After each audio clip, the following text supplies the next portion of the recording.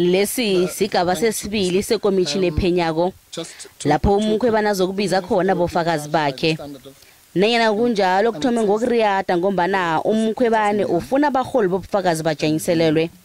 uMkhwebane ujame ngelokuthi ubufakazi babo buthatha ihlangothi. So even a prosecutor, their duty is not to secure a conviction, but the conduct of these evidence leaders has been that their duty is to secure a finding of guilt against the public protector. Mpofu naye uqalisise ukuziphatha kwabaholi babofakazi.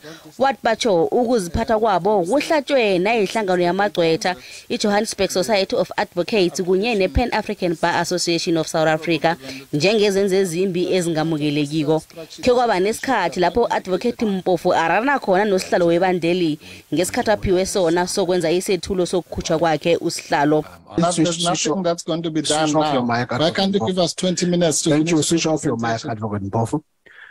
Because we work according to time in everything we do. Time for what? Switch off your mic, Advocate Mpofu. I'm on the chair. No, but Chair, I'm on the chair. I did not disturb you when you are speaking. Please switch off that mic. Don't shout at me. Please switch off that mic, Advocate Mpofu. I'm not going to switch it off if you are shouting at me. Please switch off that mic, Advocate Mpofu. I'm speaking now, and you can't continue disrupting me. Ikomiti le izokhuluma ngesibawo sokukhutshwa kwakasihlalo kusasekuseni. Having received all of the written submissions, and would allow Advocate Mpofu thereafter. When we come back from that committee, will then indicate what the decision is either way.